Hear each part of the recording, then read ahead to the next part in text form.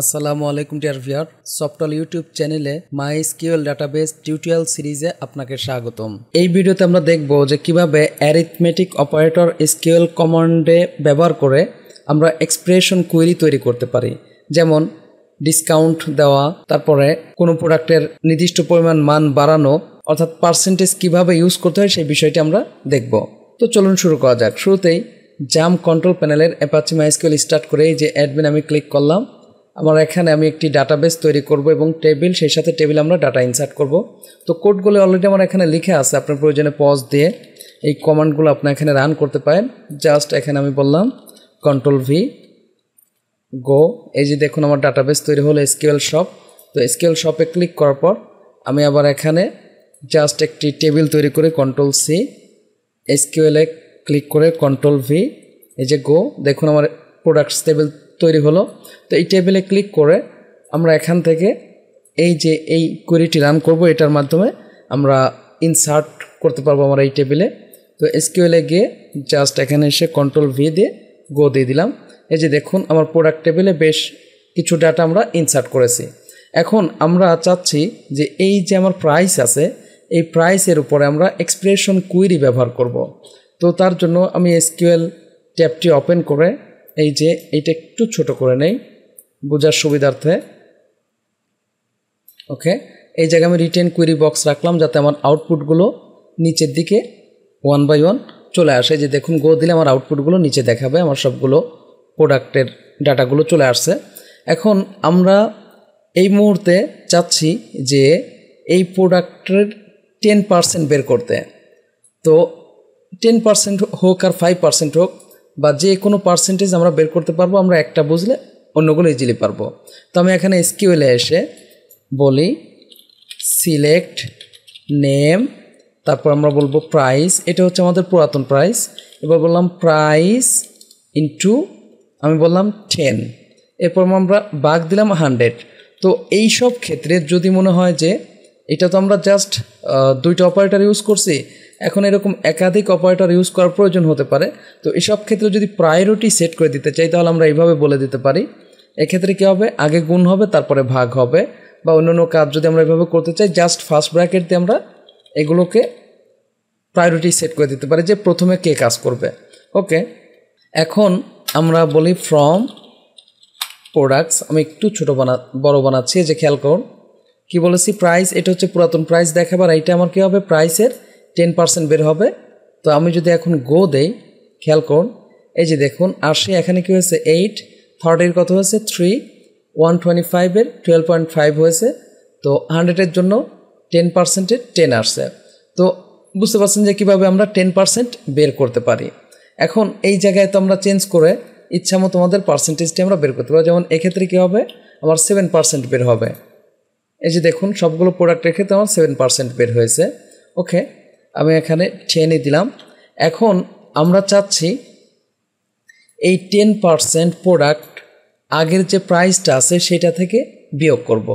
তো তার জন্য জাস্ট আমরা এখানে বলে দিব প্রাইস মাইনাস, আচ্ছা বেটার হয় এইটা আমার 10% এখানে থাক, এরপরে কমা দিয়ে আমরা প্রাইস মাইনাস জাস্ট এখানে আমরা বললাম price into 100 by price into 10/100।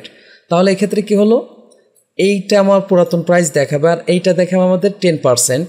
আর এক্ষেত্রে কী হবে, পুরাতন প্রাইস থেকে এই 10% আমার বিয়োগ হবে।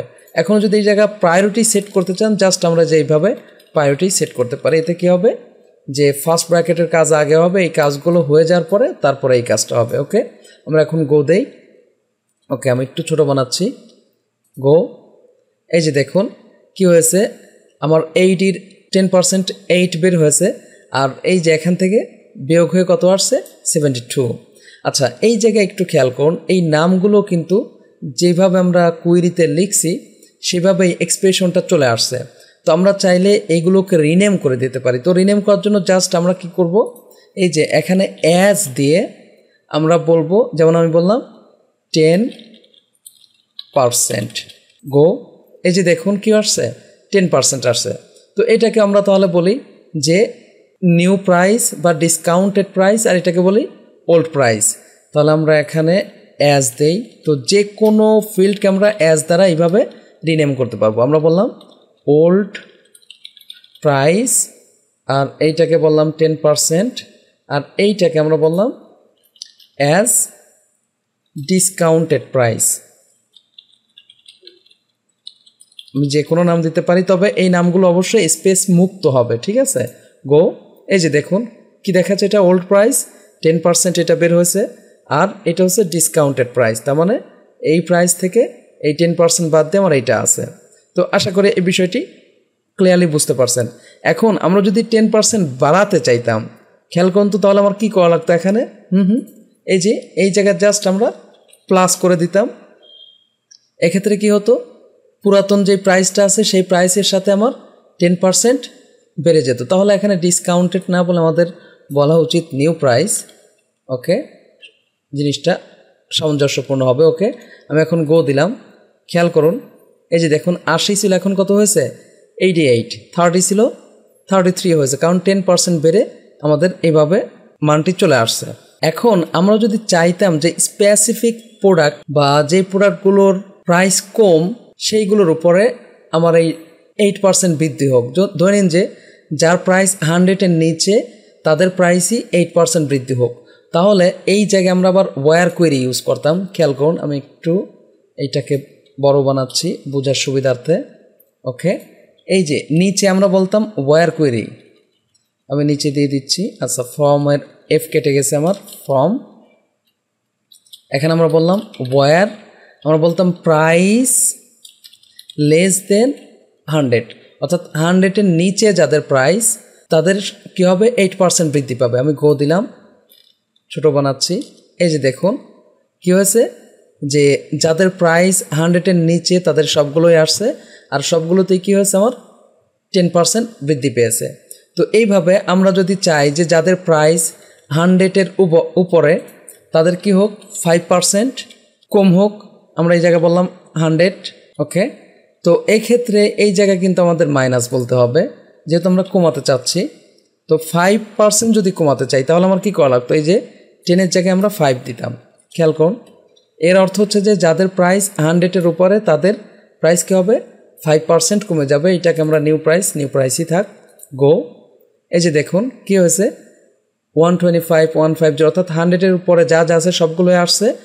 আমরা এটা 10% না হয়ে আমরা 5% বলতে পারতাম। যাই হোক, তো সবগুলোতে কী হয়েছে যে 5% বের হয়েছে, তো 5%-এ বিয়োগ করলে যেটা আসে সেটা এখানে আসছে। এই জায়গায় মূলত আমরা এই যে এখানে আমাদের 5 হবে, বেটার হয় এইটাকে আমরা 5 দিয়ে দেই, আর এইটাকে বলি 5%। এখন গো দিলে রেজাল্টে আমাদের মিলবে। খেয়াল করুন, 5%-এ 6 আসছে, তাহলে 125 থেকে 6 বাদ দিলে 118 থাকে, এই রেজাল্টে আমার আসছে। তো আশা করি বুঝতে পারছেন যে কিভাবে আমরা আমাদের এক্সপ্রেশন কুইরি অ্যাপ্লাই করে প্রয়োজন মতো আমরা আমাদের কাজটি করতে পারি। যদি ভিডিওটি ভালো লাগে থাকে প্লিজ লাইক করবেন এবং কমেন্ট করে আপনার অনুভূতি জানাবেন। চ্যানেলটি সাবস্ক্রাইব করে না থাকেন প্লিজ সাবস্ক্রাইব করবেন। পরবর্তী ভিডিওতে দেখা হচ্ছে। আল্লাহ হাফেজ।